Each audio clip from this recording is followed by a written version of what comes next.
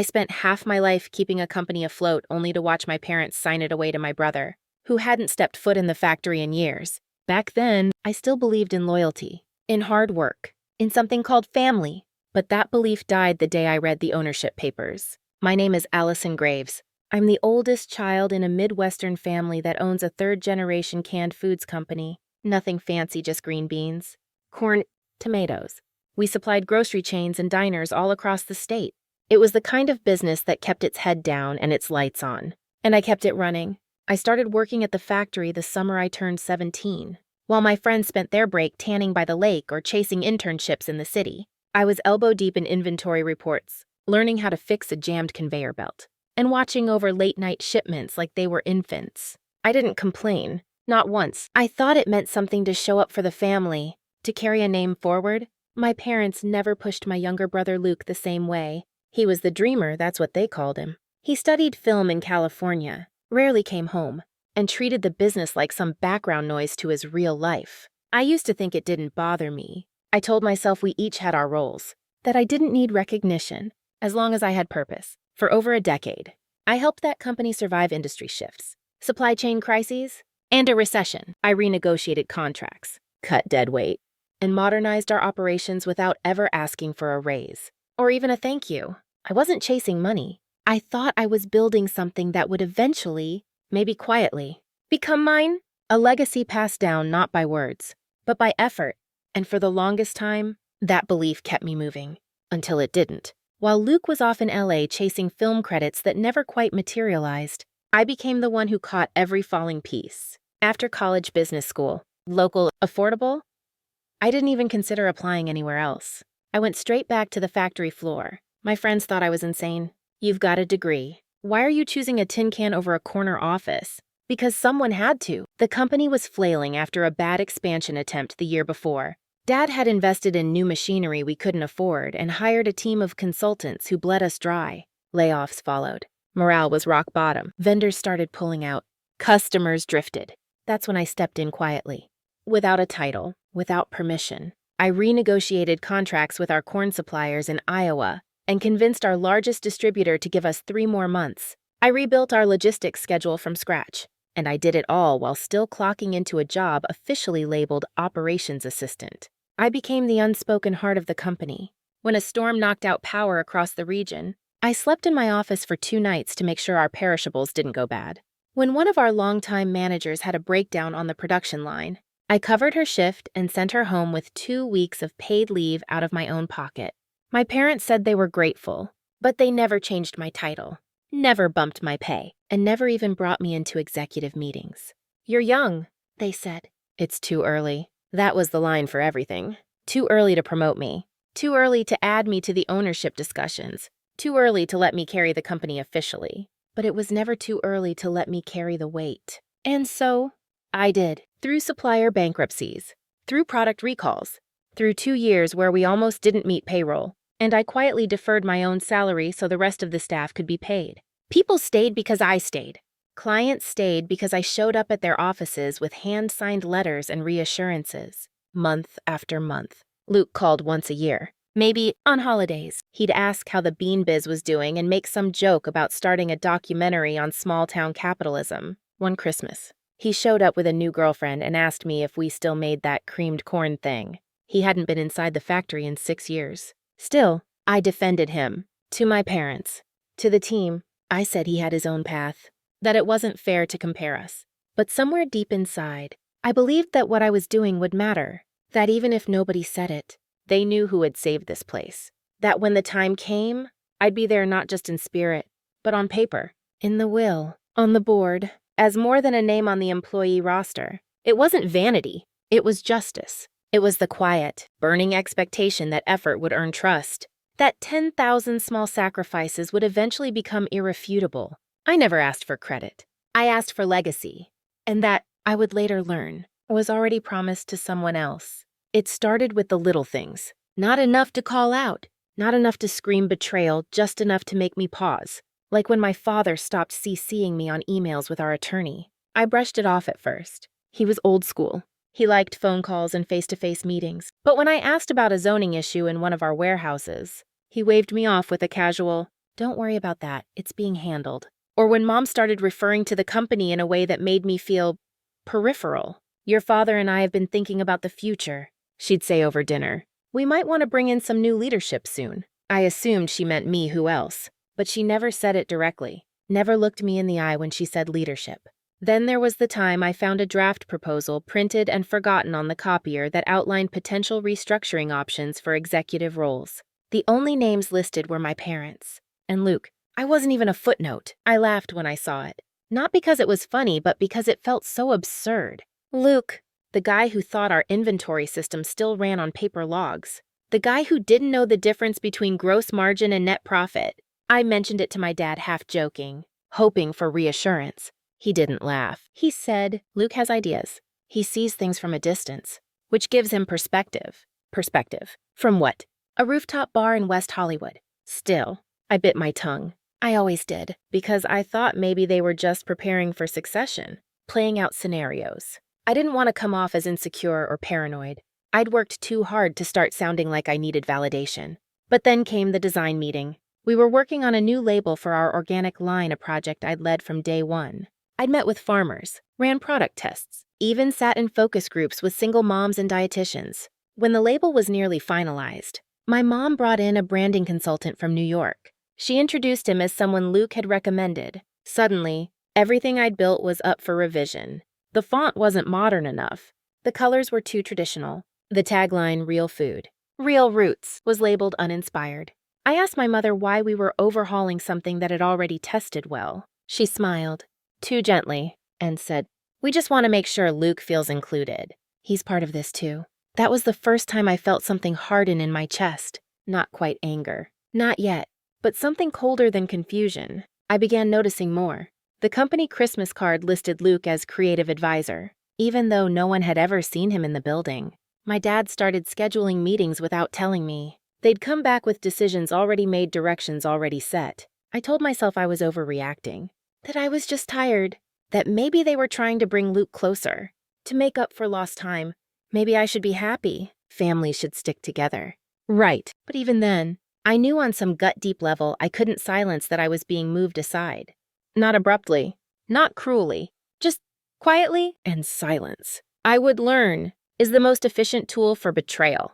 I found out by accident. That's the part that still stings the most. It was a Tuesday. I remember because we'd just wrapped up a quarterly vendor review, and I was compiling updates for the accountant. I walked into Dad's office to grab the latest ownership file, one I'd reviewed every quarter for years. It was always in the same cabinet, same drawer, except this time. There was a different folder on top. Red tab, new label, transfer documents Graves Holdings. Curious. I pulled it out. The first few pages looked standard boilerplate corporate paperwork. But then I saw Luke's name, over and over again, listed as managing partner, then majority shareholder, then chief executive officer. I flipped faster, pulse spiking, hand shaking just enough to blur the words. The final page stopped me cold. It was a signed agreement, dated 3 months earlier. The entire company assets, intellectual property, branding, operations transferred to Luke Graves. No mention of me, no carve-out, no clause that said I retained anything. Just gone. At first, I thought I was reading it wrong. I even laughed out loud, a dry little choke of disbelief. Then I sat down, right there on the floor of my father's office. I reread every page. I read the signature lines, my dad's, my mom's, Luke's, not mine. I felt a heat rise behind my eyes, something between fury and humiliation, but I forced myself to breathe. This had to be some kind of mistake. Maybe they were doing legal restructuring. Maybe my portion was outlined in another file. Maybe God, please, this was incomplete. But when I asked our accountant discreetly, calmly, like someone just updating internal records, he looked surprised. Oh, didn't they tell you? He said, tapping his keyboard. Yeah, the transfer finalized last quarter. Luke's technically the owner now. We're just cleaning up a few tax implications. Didn't they tell me? No, they didn't. The people I had worked for, sacrificed for, defended at every turn, hadn't told me a damn thing. That night, I drove home in silence. Not a dramatic, stormy silence, just empty. I poured a glass of wine, sat at the kitchen table, and stared at the wall until the sun came up. I thought about the nights I stayed late to fix broken equipment, About the weekends I skipped vacations to finish audits, about the employees who cried in my office during layoffs, and how I held their hands and promised we'd do better next time. And I thought about Luke, the golden boy with a casual smile and no history in this place. The boy who became the man they handed my life's work to like it was a family heirloom I had merely polished for him. They didn't fire me. They didn't even confront me. They erased me softly, politely, without noise. That made it worse. At least betrayal with teeth would have left wounds. This just left rot. I didn't cry. Not then. I sat with the realization like someone waiting for a train that never came. Something had ended. But no one had the decency to tell me. And that was the moment not when I found out, but when I realized no one thought I needed to be told that something inside me shifted. The belief I'd carried for years that hard work earned trust, that loyalty was rewarded. That family meant something died before sunrise. And in its place, something else began to take root. I didn't confront them, not right away, not even later. That surprises people when I tell the story. They expect fireworks, tears, shouting, some big dinner table explosion. But I wasn't interested in scenes. I'd spent too long holding things together to become the reason they finally fell apart. So I played along. For a little while. I still showed up every morning, still reviewed the shipments, still signed off on payroll. No one suspected a thing. I didn't tell my coworkers, didn't ask questions, didn't even mention the folder. I just observed, and with every passing day, I noticed more signs that I no longer belonged. Luke started calling in for meetings I hadn't been invited to. My father began introducing him on phone calls as the new vision for Graves Holdings. My name faded from internal memos, from supplier communications, from the company's digital infrastructure. When the annual strategy deck was circulated and I saw Luke listed as founder and CEO on the cover, I knew it was time. I drafted a resignation email that took me 2 hours to write and 10 seconds to send. No drama, no emotion, just 2 lines, effective immediately. I'm stepping away from all operational involvement with Graves Holdings. I wish the company continued success. No one responded for a full day. When my mother finally called, it wasn't to ask why. It was to ask if I could stick around just a little longer to help Luke get settled. I said no, kindly, finally, and then I let go. No farewell post on LinkedIn, no farewell lunch. I packed my things in 2 cardboard boxes and left before anyone else arrived the next morning. I didn't want goodbyes. I wanted a clean line between the version of me who believed in duty and the version who'd finally had enough.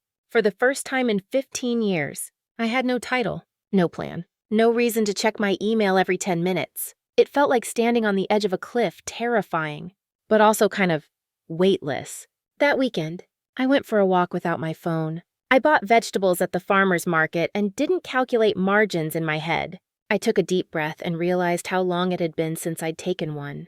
And somewhere, in that quiet, I felt the first flicker of something I hadn't known I was missing. Possibility. I gave myself 2 weeks to do nothing, and then I got to work. Starting over wasn't a dramatic moment.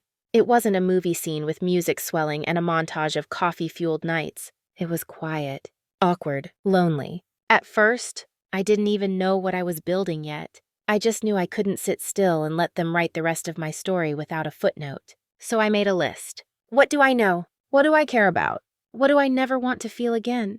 The answers came slowly. I knew food manufacturing inside out. I cared about transparency, about people knowing what was in their food, where it came from, who handled it.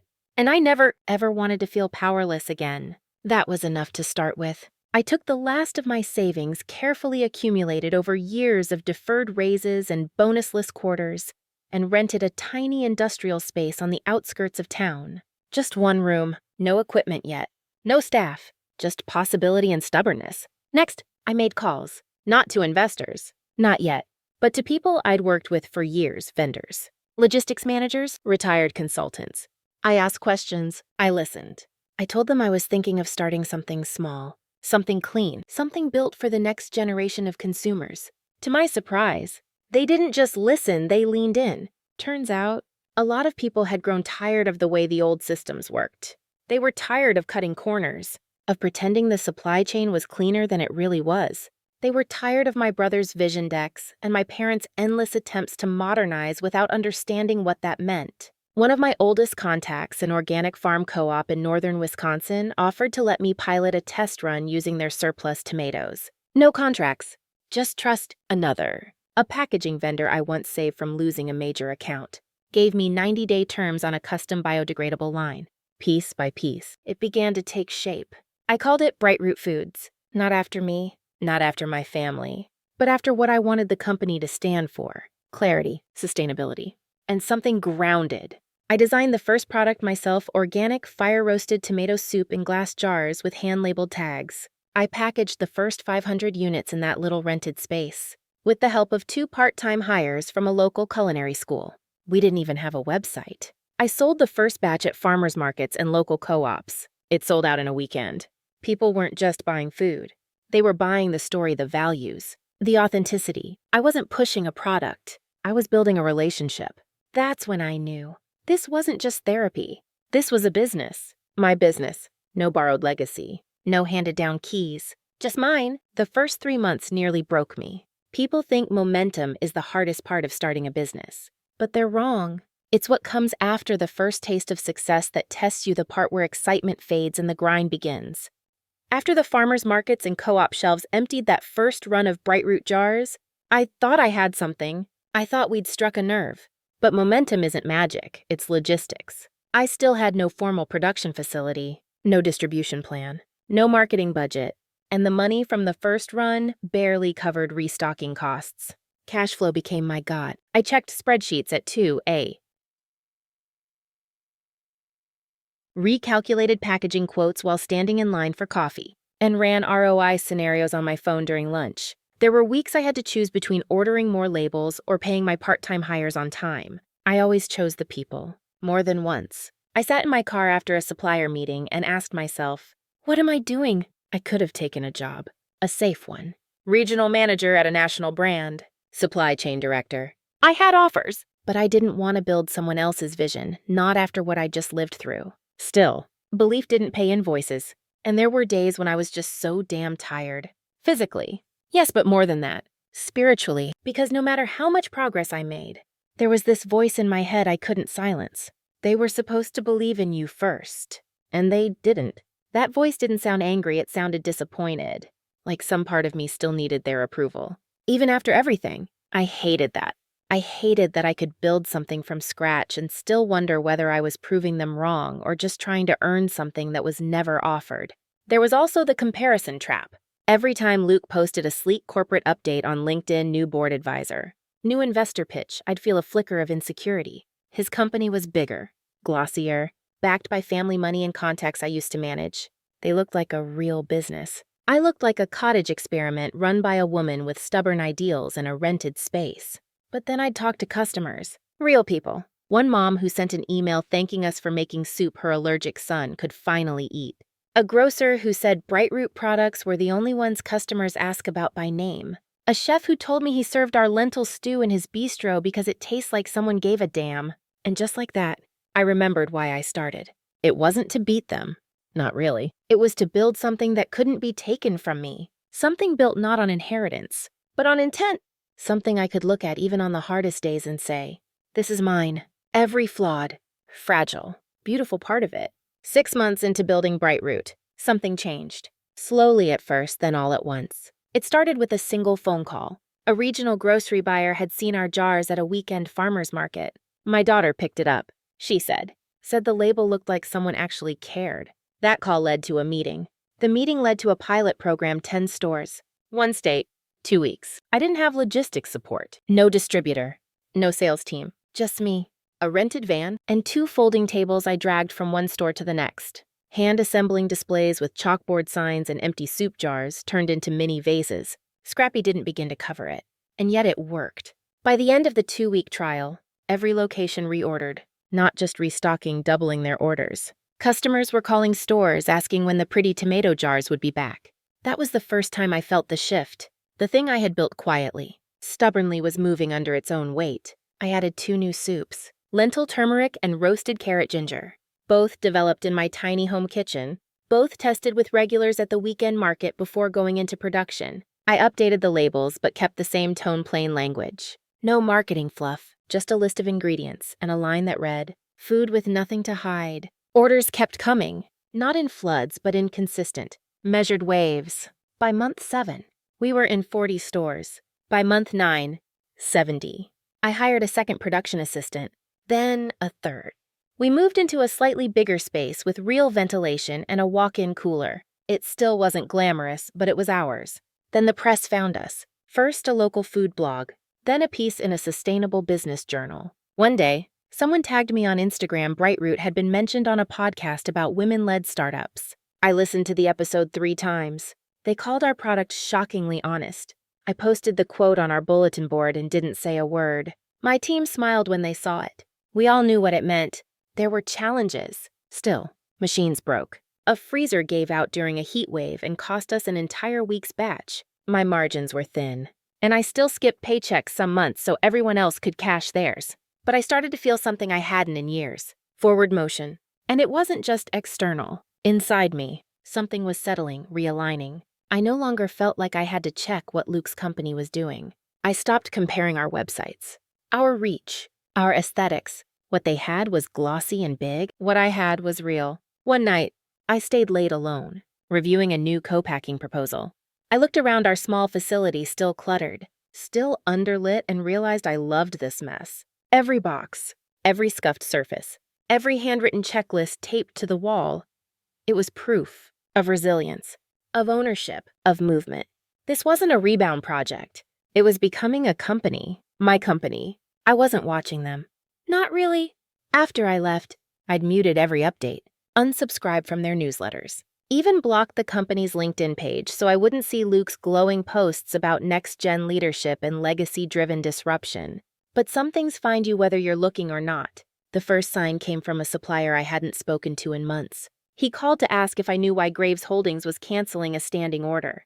They told us they're switching to a cheaper source in Mexico, he said. But we've worked with your family for 3 decades. Just seems off. I didn't say much, just listened, took a note. Then an old coworker texted me out of the blue. Did you hear about the recall? Corn line contaminated. They're scrambling. I looked it up. Quiet press release. No official statement. But buried in the comments of a local business blog were angry customers. One woman said her son got sick. Another said she'd filed a complaint and never heard back. More messages followed. A mid-level manager I used to supervise reached out on a Sunday night, asking if I had any job openings. Things are unstable, she wrote. No one knows who's actually in charge anymore. And then came the article. Small publication, local audience, but damning headline. Family owned no more. Graves Holdings under fire for outsourcing, mismanagement, and quiet layoffs. It detailed changes in sourcing, leadership turnover, a failed product launch. Customers were noticing the difference, quality slipping, recipes changing, communication going dark. The final quote in the piece hit me like a switchblade. It feels like they're trying to pretend there's something they're not, said a longtime client who requested anonymity. The old company cared. This one just markets well. I stared at that sentence for a long time. It wasn't schadenfreude. I didn't feel giddy or vindicated. What I felt was something colder, quieter, like watching a machine break down after you'd warned it needed oil. I had carried that business for years, propped it up when no one else saw the cracks. And now, without me, those cracks weren't just visible, they were splitting the foundation. Still, I stayed silent. I didn't post. I didn't comment. I didn't gloat. But I did take notes. Because one thing I knew from experience, when a company starts to bleed trust, it rarely survives the hemorrhage. And they were bleeding fast. Meanwhile, Brightroot hit a new milestone. 200 stores. We signed our first co-packing deal and landed a trial with a small regional chain in 3 states. Our customer retention rate crossed 80%. We were lean, ethical, and most importantly, trusted. That's when the second wave of calls started. Not from customers, from people I hadn't heard from in over a year. Luke, then my mother, then both. The first call came from Luke. I let it go to voicemail. His voice was overly casual, but I could hear the strain just beneath it. Hey, Allison. Been a while. Just wanted to, touch base. Thought maybe we could grab coffee sometime, talk shop a little. Talk shop. I hadn't spoken to him in over a year. The last time we'd been in the same room. He was giving a speech to the Graves Holdings board about transformative vision while I packed my things in silence. The next day, my mother called. Allison. Honey, I hope you're doing well. We're going through some changes right now. Your brother's doing his best. But the timing's been rough. We thought maybe you could stop by. Just to Advise informally. I didn't reply, not out of spite. I just wasn't ready. Not yet. Then came the email subject line. We need to talk. It was from my father. It was short, direct, no fluff, no emotion. The company is struggling. We miscalculated. If you're willing, I'd like to meet and discuss options. You have more insight into this business than anyone else. Luke agrees. I stared at the message for a full minute. Not because I was shocked, but because it was the first time my father had acknowledged, in writing, that I had value. I didn't respond right away. I let them sit with the silence for a few days. Then I agreed to meet. One condition, neutral ground. A small cafe downtown. No offices, no family homes, no power dynamics. They showed up together, my parents and Luke, all looking slightly older than I remembered. Less confident, more worn. My father opened with what sounded like a rehearsed line. We may have underestimated the complexity of certain transitions. I said nothing. My mother jumped in. We know you have your own company now, and we respect that, but we're in a difficult position. The board's nervous. The suppliers are pulling back. And frankly, no one trusts our leadership anymore. Luke, to his credit, didn't pretend. I'm not you, he said. I thought I could steer this, but I've been in over my head for months. We need help. I let the silence hang for a moment before answering. Then I asked a simple question. Why now? They hesitated. Then my dad said it. Because you're the only one who ever knew how to run it right. That sentence should have felt validating. Maybe a year earlier. It would have, but now, sitting across from them, I realized something. I didn't need their recognition anymore. Still, I listened as they made their offer. A consultant role, full authority over operations, a guaranteed seat on the board.